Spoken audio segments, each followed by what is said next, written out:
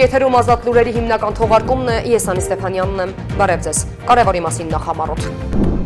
Միացյալ Նահանգները կանգնած է հայ ժողովրդի կողքին, հանուն հավատքի գործընկերության եւ ընդհանուր նպատակների։ Վաշինգտոնի ազգային տաճարում Միացյալ Նահանգներում Հայաստանի դեսպանության կողմից կազմակերպվել է հանդիսավոր ընդունելություն Սուրբ Ծննդյան հրաշափառ տոնի եւ Միացյալ Նահանգների 250-ամյակի առթիվ։ Մասիսի Սուրբ Թադեոս եկեղեցում անցկացված հերթական Սուրբ եւ անմահ պատերակին կրկին ներկայ է գտնվել նաեւ վարչապետ Նիկոլ Փաշինյանը։ Պատարագը մատուցել է Մասյացոտնի թեմի առաջնորդ Տեր Գևորգ եպիսկոպոս Սարոյանը։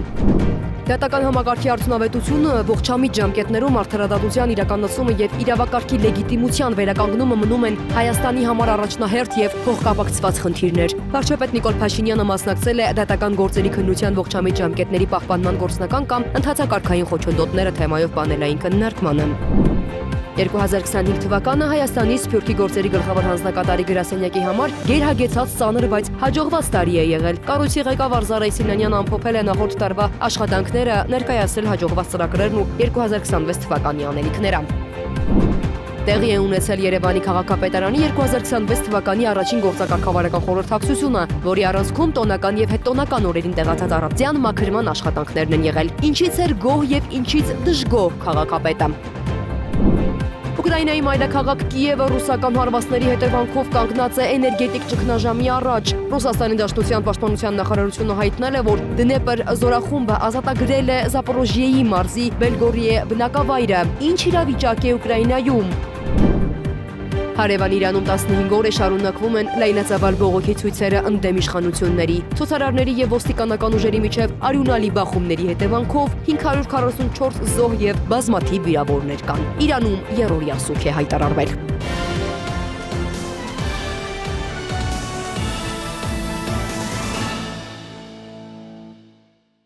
Հայաստանում Ռուսաստանի դեսպան Սերգեյ Կոպիրկինը կանչվել է Հայաստանի արտաքին գործերի նախարարություն, նրան հանձնվել է բողոքի հայտագիր, հայտնել է արտաքին գործերի նախարարության մամուլի խոսնակ Անի Բադալյանը։ Բողոքի հայտագրում խոր վրդովմունք է արտահայտվել պետական մեդիա հոլդինգի մաս կազմող ծրագրի եթերում հնչած հայտարարությունների կապակցությամբ։ Ընդգծվել է, որ դրանք Հայաստանի Հանրապետության ինքնիշխանության դեմ անթույլատրելի ոտնձգություն են ու թշնամական դրսևորում եւ կոպտորեն խախտում են Հայաստանի եւ Ռուսաստանի միջև բարեկամական հարաբերությունների հիմնարար սկզբունքները։ Նշել է Բադալյանը, ռուս հաղորդավար լրագրող Վլադիմիր Սոլովյովը իր հեղինակային երեկոն Վլադիմիր Սոլովյովի հետ հաղորդման ընթացքում հայտարարել էր, թե Հայաստանը կորցնել է չի բխում Ռուսաստանի շահերից եւ Ռուսաստանը միայն Ուկրաինայում չէ, որ պետք է հատուկ ռազմական գործողություն իրականացնի, այլ նաեւ Ռուսաստանի ազդեցության գոտու տարածքներում թքած ունենալով միջազգային իրավունքի վրա։ Վաշինգտոնի ազգային տաճարում Միացյալ Նահանգներում Հայաստանի դեսպանության կողմից կազմակերպվել է հանդիսավոր ընդունելություն Սուրբ Ծննդյան հրաշափառ տոնի եւ Միացյալ Նահանգների 250-ամյակի առթիվ։ Միջոցառմանը ելույթներով հանդես են եկել Միացյալ Նահանգներում Հայաստանի դեսպան Նարեկ Մկրտչյանը, Սպիտակ տան հավատքի հարցերով գրասենյակի գլխավոր խորհրդական նախագահ Դոնալդ Թրամփի հոգևոր հովիվ Փոլա Ուայթքեյնը, Հայաստանյաց առաքելական Սուրբ եկեղեցու Միացյալ Նահանգների արևմտյան եւ արևելյան թեմերի առաջնորդները, Միացյալ Նահանգների կառավարության բարձրաստիճան պաշտոնյաներ, կրոնական տարբեր կառույցների ներկայացուցիչներ, դեսպաններ, Հայաստանի պատվո հյուպատոսներ եւ Միացյալ Նահանգների հայ համայնքի ներկայացուցիչներ։ Միջոցառման ընթացքում դեսպան Նարեկ Մկրտչյանը ընթերցել է Հայաստանի վարչապետ Նիկոլ Փաշինյանի ներկաներին հղված ուղերձամ։ Փոլա Ուայթքեյնն իր ելույթում կարևորել է վարչապետ Նիկոլ Փաշինյանի նվիրվածությունը հայ ժողովրդին եւ ընդգծել, որ Հայաստանը որպես աշխարհի առաջին քրիստոնյա երկիր պատմության ընթացքում հաղթահարելով բազմաթիվ փորձություններ պահպանել է իր հոգեվոր ժառանգությունը եւ դարձել հավատքի վկայություն աշխարհի համար։ Ուայթքեյնն ընդգծել է, որ Միացյալ Նահանգները կանգնած է հայ ժողովրդի կողքին հանուն հավատքի, գործընկերության եւ ընդհանուր նպատակների։ Հոգեվոր հովիվ Քրիս Հալվերսոնն էլ ընդգծել է վարչապետի կողմից Հայաստանում աղոթքի նախաճաշի կազմակերպման նախաձեռնության կարևորությունը։ Մասիսի Սուրբ Թադեոս եկեղեցում անցկացված հերթական Սուրբ եւ անմահ պատարագին կրկին ներկայ է գտնվել նաեւ վարչապետ Նիկոլ Փաշինյանը։ Պատարագը մատուցել է Մասյացոտնի թեմի առաջնորդ Տեր Գևորգ եպիսկոպոս Սարոյանը։ Ներկային եղել նաեւ էկոնոմիկայի նախարար Գևորգ Պապոյանը, Արարատի մարզպետը, պատգամավորներ եւ այլ պաշտոնյաներ։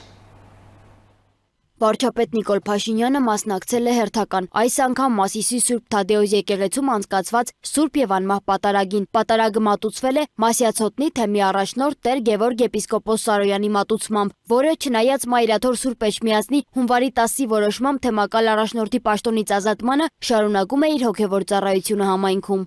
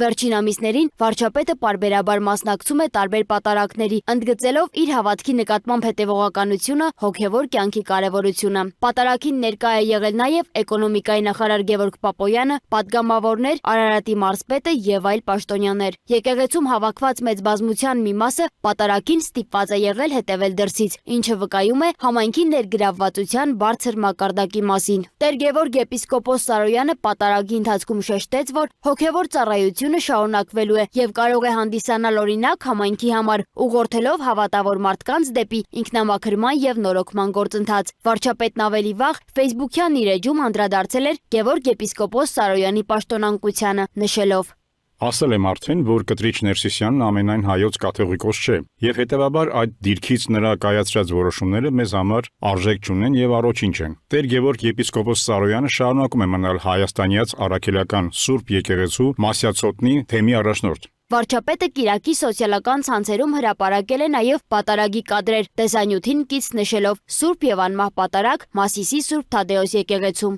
Նիկոլ Փաշինյանն ամեն Կիրակի մասնակցում է տարբեր եկեղեցիներում մատուցվող Սուրբ եւ անմահ պատարագներին։ Տեղի ունեցող պատարագներին հանրության ակտիվ մասնակցությունը ցույց է տալիս, որ հոգևոր արժեքների պահպանությունն ու նորոգման գործընթացներն իր համար ընդունելի են։ Եկեղեցիների բակերում հավաքված հավատավորները վարչապետին մշտապես դիմավորում են ծափերով։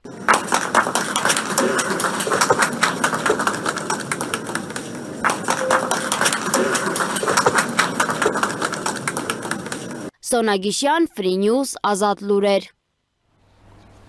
Դատական համակարգի արդյունավետությունը, ողջամիտ ժամկետներում արդարադատության իրականացումը եւ իրավակարգի լեգիտիմության վերականգնումը մնում են Հայաստանի համար առաջնահերթ եւ փոխկապակցված խնդիրներ։ Վարչապետ Նիկոլ Փաշինյանը մասնակցել է դատական գործերի քննության ողջամիտ ժամկետների պահպանման գործնական կամ ընդհանցակարգային խոչընդոտները թեմայով պանելային քննարկմանը։ Փաշինյանը հայտարարել է, որ արդարադատության ոլորտում խնդիրները պահանջում են խորքային հայեցակարգային վերանայում։ Քննարկմանը նաեւ ներկայացվել են վիճակագրական տվյալներ, հնչել են առաջարկներ թվայնացման, ընդհանցակարգերի բարձրացման եւ դատավորների աշխատանքային պայմանների բարելավման վերաբերյալ։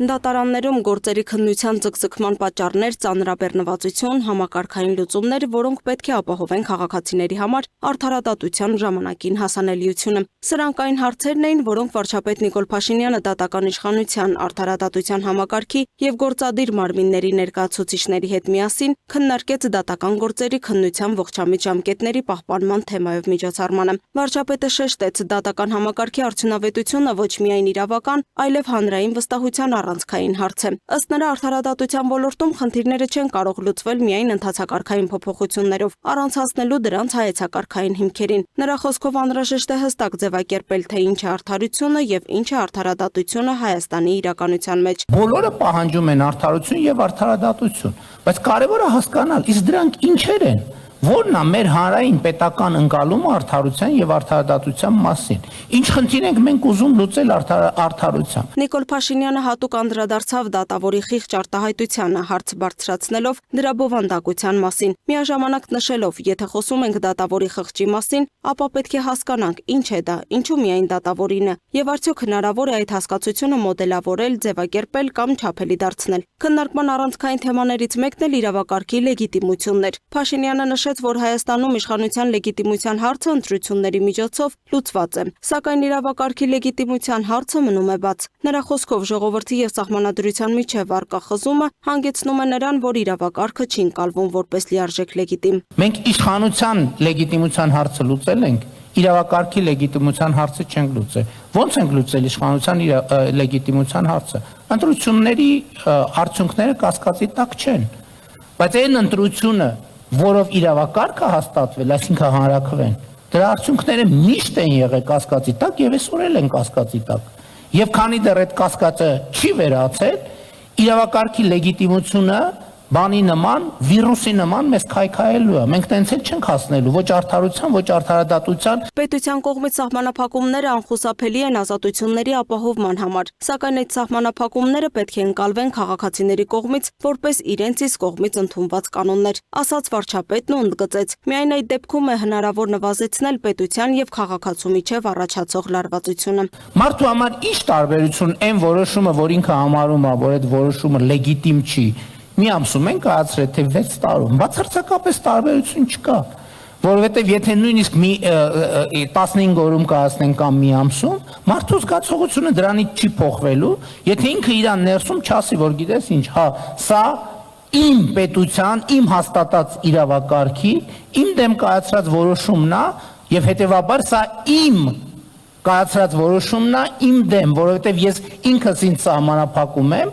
որովհետև եթե մենք ամեն մեկս մեզ չսահմանափակի, երկրում քաոս կսկսվի եւ պետությունը ընդհանրապես կվերանա։ Եվ ֆունդամենտալ այս հարցերը կա եւ մեր իրականության մեջ եթե սխալվում եմ, խնդրում եմ ուղղեն, այս հարցերի պատասխան չկա եւ անդրադարձ չկա։ Քննարկման ընթացքում արդարադատության նախարար Սրփուհի Գալյանն էլ հայտարարեց, որ դատական համակարգում իրականացվում է մաքրման գործընթաց։ Նրա խոսքով կան դատավորներ, որոնք կարգապահական վարույթների ընթացքում նախընտրում են սեփական դիմումով լքել համակարգը, կանխատեսելով լիազորությունների դադարեցում։ Նախարարը նշեց, որ թեև սա քաղաքացու տեսանկյունից կարող է խնդրահարույց լինել, սակայն համակարգի առողջացման տեսանկյունից այն կարևոր քայլ է։ Նրա խոսքով պետությանը պետք չեն դատավորներ, որոնք տարիներ շարունակ չեն կարողանում քննել պարզունակ գործեր։ Մենք տեսնում ենք իրավիճակներ, երբ դատավորը կարող է 7 տարի շարունակ քննել զրպարտության վերաբերյալ պարզունակ գործ եւ 1 տարի չհրապարակել դատական ակտը։ Մենք կարող ենք տեսնել, որ օրերի ընթացքում որոշում կայացնելու փոխարեն, օրինակ հայցադիմումը վարույթ ընդունելու վերաբերյալ որոշման մասին է խոսքը, դատավորը կարող է սպասել ամիսներ։ Մենք տեսնում ենք, որ անձը կալանքի տակ կարող է մնալ 5 եւ ավել տարի։ Եվ այս հարցերի պատասխանները, եթե դրանք օբյեկտիվ բնույթ ունեն, մենք մանճանապարով, եթե դրանք սուբյեկտիվ են, ապա յուրաքանչյուր կոնկրետ դեպքում պետք է հանգեցնեն կարգապահական պատասխանատվության եւ որոշ դեպքերում ես ուրախ եմ, որ հանգեցնում են կարգապահական պատասխանատվության։ Սրփուհի Գալյանը ներկայացրեց նաև վիճակագրական տվյալներ, նշելով, որ վերջին 5 տարիների ընթացքում գրանցվել է պատմական ցուցանիշ։ Այս պահին դատապարտյալների թիվը 24-ով գերազանցում է կալանավորվածների թվին։ Նախարարի խոսքով սա դրական միտում է եւ ակնկալվում է, որ դատական գործընթացների արագացման արդյունքում այդ տրամաբանությունն առաջիկայում կաճի։ Գլխավոր դատախազ Աննա Վարդապետյանն էլ իր հերթին մտահոգիչ գնահատեց դատաքննության փուլում վաղեմության ժամկետների լրանալու հիմքով քրեական հետապնդումների դադարեցման դեպքերի աճը։ Նրա ներկայացրած տվյալներով, եթե 2020 թվականին նման հիմքով հետապնդումը դադարեցվել է 61 անձի նկատմամբ, ապա 2023-ին այդ թիվը հասել է 519-ի։ 2024 թվականին գրանցվել է 233 դեպք, իսկ 2025 թվականի առաջին կիսամյակում արդեն 118։ Կարծում ենք, որ առաջինը անհրաժեշտ է աշխատանքի ճիշտ պլանավորում, Վիճակագրությունը բացարձակ թվերով հաշվելուց այլևս ձեռնպահ մնալ եւ ավելի շատ վերլուծություն անել մեծ տվյալների հետ եւ ինչը ոչ պակաս կարեւոր է այսօր մեղադրանքների հետ կապված նաեւ վճռաբեկ դատարանի նախադեպային դիրքորոշումները հաշվի առնելով մեկ վարույթում միացվում են այն գործերը, որոնք վերաբերում են նույն անձանց եւ սա թույլ է տալիս ընդհատել վաղեմության ժամկետի ընթացքը եւ կոռուպցիոն գործերով մենք ունենում ենք նաեւ փողերի լվացման մեղադրանքներ, որոնք եւս ընդհատում են վաղեմության ժամկետի ընթացքը, կարծես թե այս դատական պրակտիկան լուծումը առաջարկել է։ Մենք կարծում ենք, այստեղ ամենամեծ մարտահրավերը մնում է, որ յուրաքանչյուր դատավոր իր ամենօրյա աշխատանքի մեջ կարողանա այս առաջնայինը երկրորդականից տարբերելու եւ ստրատեգիական առումով տակտիկական քայլերը ճիշտ մշակելու դեպքում հնարավորություն տա մեծ ժամանակին ավարտել դատարանում քրեական վարույթները։ Գլխավոր դատախազը նշեց, որ նոր քրեական օրենսգիրքը որոշակիորեն լուծում է խնդիրը սահմանելով ավելի երկար վաղեմության ժամկետներ։ Սակայն մինչև 2022 թվականը կատարված հանցագործությունների մասով մարտահրավերները դեռ առկա են։ Որպես լուծում նա կարևորեց աշխատանքի ճիշտ պլանավորումը, վիճակագրության խորքային վերլուծությունը, նաև նույն անձանց վերաբերյալ գործերի մեկ վարույթում միավորումը, ինչը թույլ է տալիս ընդհատել վաղեմության ժամկետի ընթացքը։ Լուսինե Գրիգորյան, Free News, Ազատ լուրեր։ 2025 թվական Հայաստանում Սփյուռքի գործերի գլխավոր հանձնակատարի գրասենյակի համար գերհագեցած ծանր, բայց եւ հաջողված տարի է եղել։ Կառույցի ղեկավար Զարայ Սինանյանը ամփոփել է նախորդ տարվա աշխատանքները, ներկայացրել հաջողված ծրագրերն ու 2026 թվականի անելիքները։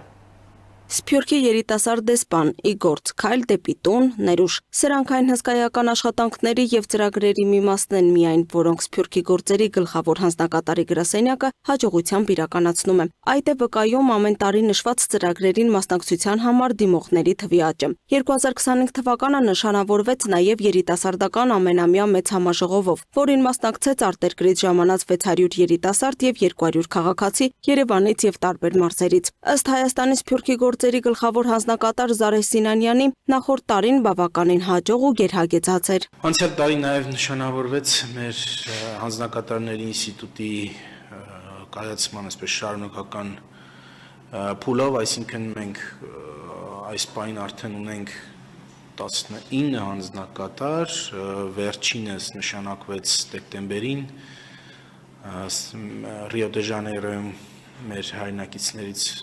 մեկը նշանակվեց Սփյուռքի հանձնակատար, որով մենք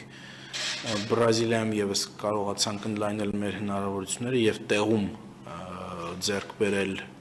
կապող օղակ, եւ այս գործընթացը կարծում շատ ավելի ակտիվորեն կշարունակվի արդեն այս տարի։ 2025 թվականին ֆրանսահայ գործընկերների հետ միասին անցկացվեց նաև առաջին մշակութային համաժողովը, ներառելով ավելի քան 250 մշակութային գործիչների։ Սինանյանը կարևորեց Սփյուռքի տարբեր ներկայացուցիչների հետ հանդիպումները, որոնց ընթացքում վերջիններիս ներկայացվել են հայաստանյան զարգացումներն ու իրական Հայաստանի կոնցեպտը։ Ընկալումները, այսպես եթե վակուում նայենք, այսինքն այնպեսին ինչպեսին կան, երբ որ մենք ասելով, այսինքն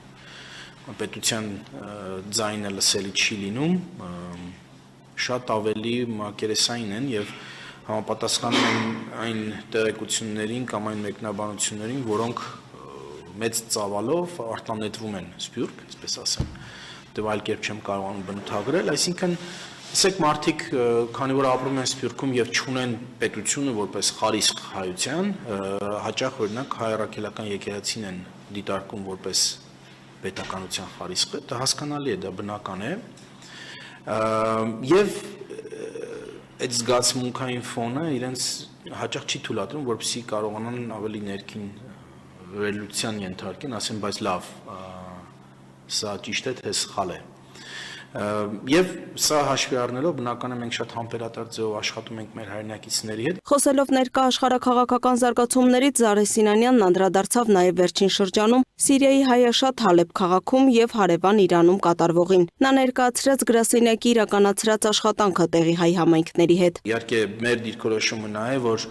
Հայաստանում շատ ավելի լավ է, եթե հնարավորություն ունեք, ու այդ հնարավորությունը եղել է, այսինքն խաղաղ պայմաններ լինում են բարբերաբար, եկեք Հայաստան, եկեք հայրենիքում բնակվեք, որովհետև ապագան շատ մշուշոտ է Սիրիայում։ Եվ նույնիսկ հիմա էլ այս բախումները, որ Հալեպում կան, բավական լուրջ բախումներ են կառավարական ուժերի եւ քրդական միավորումների միջև, Այս ամբողջ ընթացքում մենք մեր հայրենակիցների հետ կապի մեջ ենք, մենք գիտենք ռեալ ժամանակում, թե ինչ է տեղի ունենում, կոնկրետ այդ օրը, այդ գիշեր ինչ զարգացումներ եղան։ Իրանում մենք ուրբաթ օրվանից տեղեկություն չունենք, այս պահին էլ մենք չենք կարողանում կապնվել մեր հայրենակիցների հետ, որը մեզ շատ է անհանգստացնում, եւ շարունակելու ենք մեր ջանքերը կապ հաստատելու նման դեպք, երբ որ եղավ 12 օրվա պատերազմի ընթացքում, եթե հիշում եք Իսրայելի եւ Իրանի միջև, թե չեմ սխալվում, մայիս ամսին էր, մենք սկսեցինք ռեսուրս ձեռք բերեցինք սահմանին, Մեղրիում եւ այնտեղ սահմանը անցնող մեր հայրենակիցների միջոցով էինք ինֆորմացիան սկսում ստանալ, երևի նույն բանը հիմա պետք է այսօրվանից սկսենք անել այնտեղ, որովհետեւ այլապես բնական է այս տեղեկատվական դադարը մեզ շատ է անհանգստացնում, չունենք բավական տեղեկություն, որպեսզի կարողանանք խոսել տարհանման մասին։ Ինչ վերաբերում է հայրենադարձման ուղղությամբ կատարվող աշխատանքին, ապա Սփյուռքի գործերի գլխավոր հանձնակատարը վստահեցրեց, գրասենյակը շարունակում է լավարկել եւ ավելի թիրախային դարձնել ինտեգրման ծրագրերը։ Լուսինե Գրիգորյան, Free News, Ազատ լուրեր։ Տեղի ունեցել Երևանի քաղաքապետարանի 2026 թվականի առաջին գործակարգավարական խորհրդակցությունը, որի առանցքում տոնական եւ հետտոնական օրերին տեղացած առատձյան մաքրման աշխատանքներն են եղել։ Չնայած Սավինյանը դրական գնահատել Երևանի աղբահանությունը եւ սանիտարական մաքրում հիմնարկի կատարած աշխատանքը, սակայն միաժամանակ դժգոհել է վարչական շրջանների կատարած աշխատանքից։ Տեղի ունեցավ Երևանի քաղաքապետարանի 2026 թվականի առաջին գործակարգավարական խորհրդակցությունը։ Ինչպես եւ սպասվում էր, նիստը սկսվեց տոնական եւ հետտոնական օրերին մայրաքաղաքում տեղացած ձյան եւ այդ ուղղությամբ քաղաքապետարանի համապատասխան մարմինների կատարած աշխատանքների մասին զեկույցով։ Նշվեց, որ մայրաքաղաքում ձնամաքրման աշխատանքներին ներգրավել են յաշր բազմաֆունկցիոնալ ավտոմեքենաներ, 50 փոքր չափի խոզանակավոր տեխնիկա, Բելարուս տեսակի 7, Քարո տեսակի 2 տրակտորներ եւ 10 ինքնաթափ մեքենաներ, իսկ վերջին 15 օրերին էլ ձնամաքրման աշխատանքներին օգտագործվել է մոտ 6500 խորանարդ մետր աղ ավազային խառնուրդ։ Չնայած քաղաքապետ Տիգրան Ավինյանը ձնամաքրման աշխատանքները առաջնային եւ երկրորդական ճանապարհների մասով դրական գնահատեց, բայց դժգոհեց վարչական շրջանների կատարած աշխատանքներից։ Ըստ նրա, որոշ վարչական շրջաններում համապատասխան մարմինները չեն տարել իրազեկման աշխատանքներ, որ տնտեսվարողները տեղեկացված լինեն ձնամաքրման աշխատանքներում իրենց պարտականությունների մասին։ Ունենք վարչական շրջաններ, ովքեր որ բացարձակապես որևէ վարչական տուգանք այս հոդվածով չեն գրել այս շրջանում։ Դրանք 4-5-ն են։ Եվ չկա դրան բացատրություն։ Տիգրան Ավինյանը վարչական շրջանների աշխատանքի մասով դժգոհությունը բաժանեց մի քանի մասի, որից մեկը չկիրառված տույժերի գրանցումն էր։ Հաջորդ երկուսը վերաբերում էին այն աշխատակիցներին, որոնք պետք է տոնական օրերին իրենց աշխատանքը կատարեին, բայց կրկին թերացել են։ Հունվարի 1-ից 3-ը, եթե ոչ 31-ից, մեր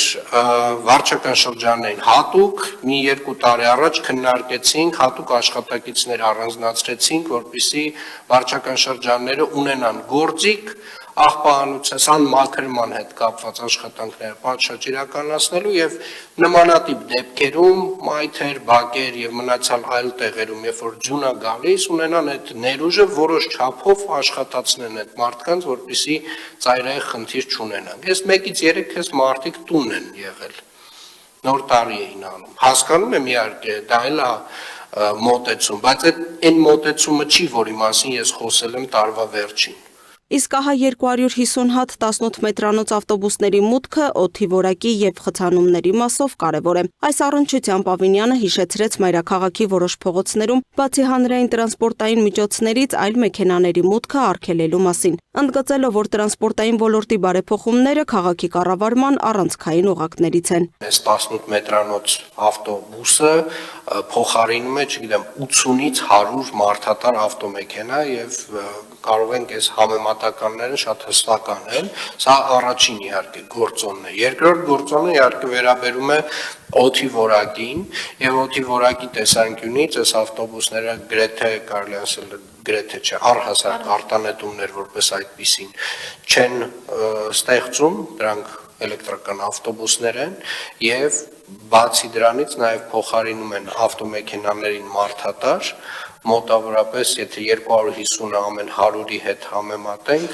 Ստացվում է 25000 ավտոմեքենայի մասին է խոսքը։ Հաջորդիվ քաղաքապետը գործակարգավարականի մասնակիցների ուշադրությունը հրավիրեց արդեն Երևանում օդի որակի խնդրին, շեշտելով, որ քաղաքապետարանը ավելի շատ կենտրոնացած է վերլուծական տվյալներ տալու եւ դրա հիման վրա գործողությունները կարգավորելու վրա։ Միանշանակ մենք ունենք հնարավորություն որոշակիորեն այս կանխատեսումների հիման վրա իրականացնել գործողություններ եւ նաեւ պետք է խնդրեմ երևի թե հաջորդ շաբաթ պարոն Տիգրան Արզումանյանը ներկա լինի եւ ներկայացնի իր կատարած աշխատանքը եւ մասնավորապես այն վերլուծությունները, որոնք որ կան, որ մենք որոշակիորեն այս իրազեկվածությունը ինչով է կարեւոր, որովհետեւ ես այդպես մարդկանց հետ խոսակցության մեջ հասկանում եմ, որ կան ինտուիտիվ բաներ, որ մեզ իրապես թվում է, որ օրինակի համար, եթե Երևան քաղաքը վերածվի մի մեծ անտառի, այս խնդիրը կվերանա։ Դա իրականությանը չի համապատասխանում։ Դրա ապացույցն է օրինակ Սարայևո քաղաքը Բոսնիա-Հերցեգովինայում, որը ավելի շատ անտառ է, հետո նոր քաղաք, այսինքն անտառի մեջ քաղաք, որտեղ ցուցանիշները խայտառակ բարձր են եւ իրականում այդտեղ կոպիտ ասած ներքին կանաչապատման աշխատանքները այդքան մեծ արդյունք չեն տալիս։ Հավելենք, որ զեկույցներից հետո քաղաքապետին ներկայացվեց նաև հանձնարարականների մասով կատարված աշխատանքը։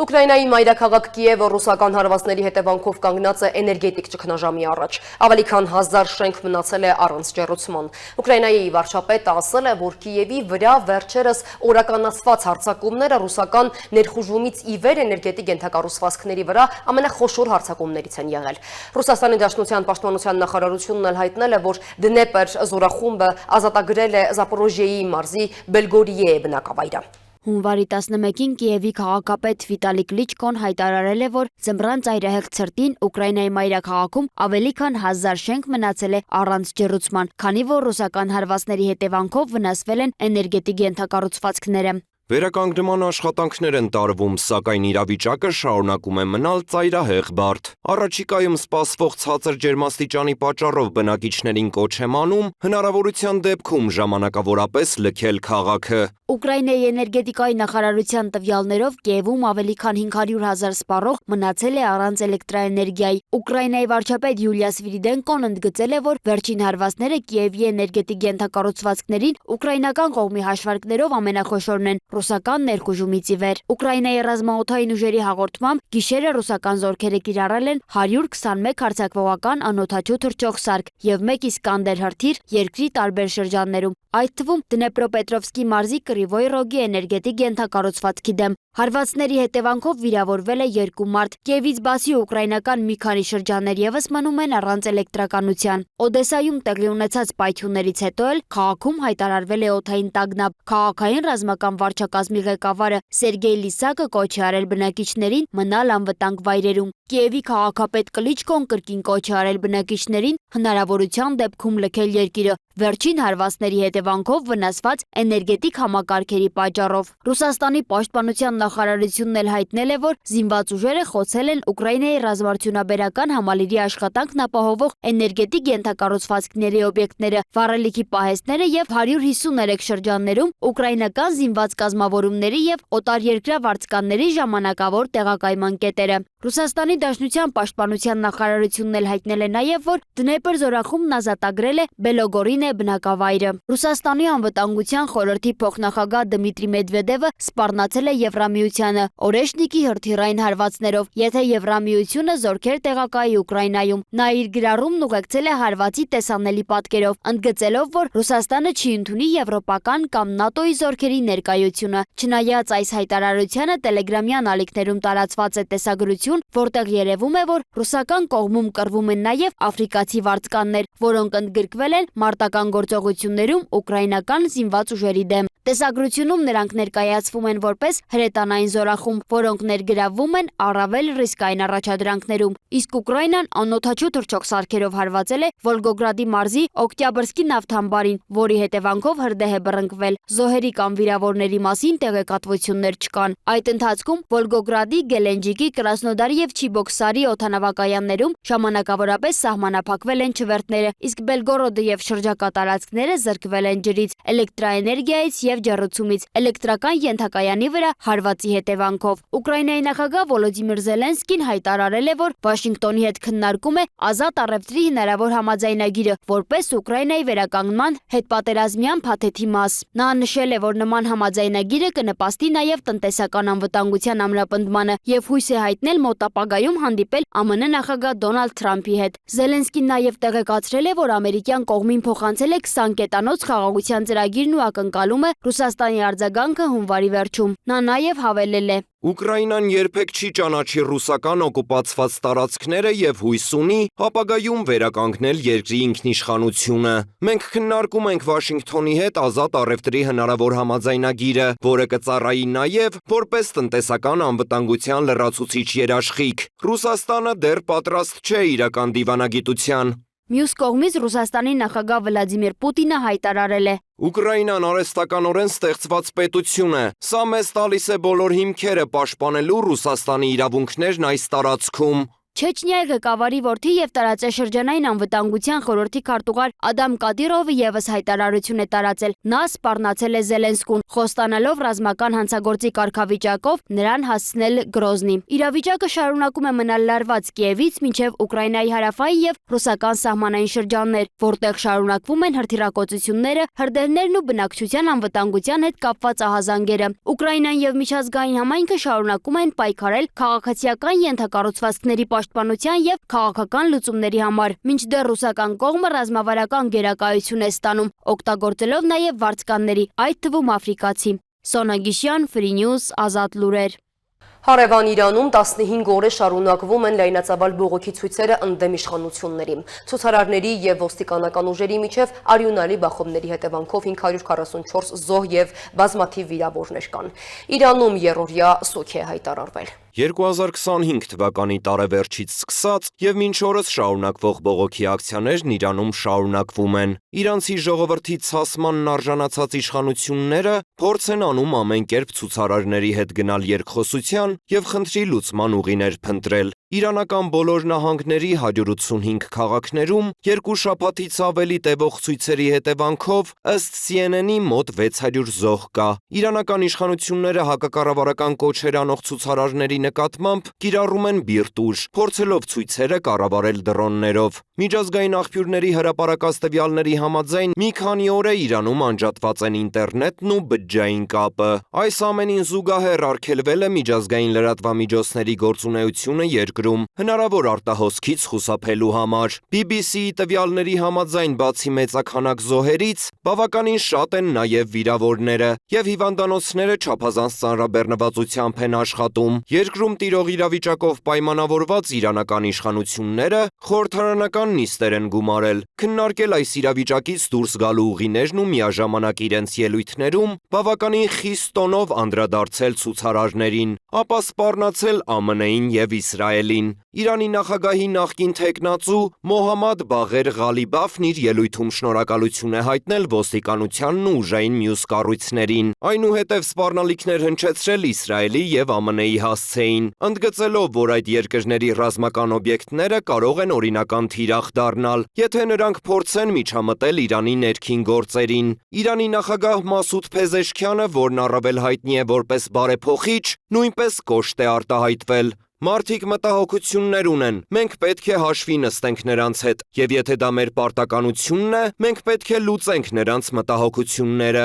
բայց ավելի կարևոր պարտականություն է կանխել ապստամբների խմբի կողմից հասարակությունը ոչնչացնելու փորձը։ Ցուցարարների մեծ մասը դրսից բերված խմբեր են, որոնք մարդկանց են սպանում, անգամ գլխատում, մզկիթներ հրկիզում։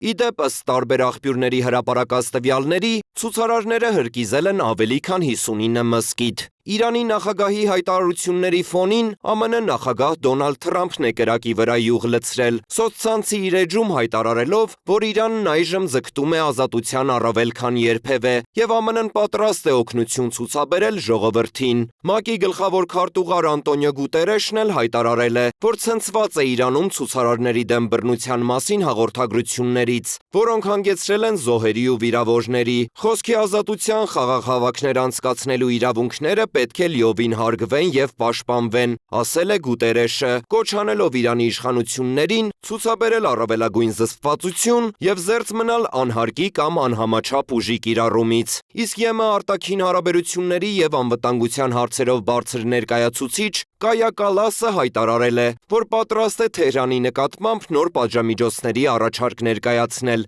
ի պատասխան ցուցարարների նկատմամբ կիրառված բռնությունների։ Չնայած այս հայտարարություններին Իրանի արտգործնախարար Աբբաս Արաղչին հայտնել է, որ երկրում իրադարձությունն արդեն ամբողջությամբ վերահսկողության տակ է եւ շուտով կվերականգնվի համացանցի հասանելիությունը։ Արաղչին վստահեցրել է, իրավապահները կգտնեն կատարվածի պատասխանատուներին։ Եվ թողարկման վերջում ձեզ ենք ներկայացնում հունվարի 5-ից 12-ը ներքին գործերի նախարարության տարբեր ստորաբաժանումների կողմից իրականացված ծառայությունների արդյունքները։ Շաբաթվա քրեական քրոնիկոնը դիտեք տեսաշարով, իսկ մենք ձեզ հետ կհանդիպենք հաջորդ եթերաժամին։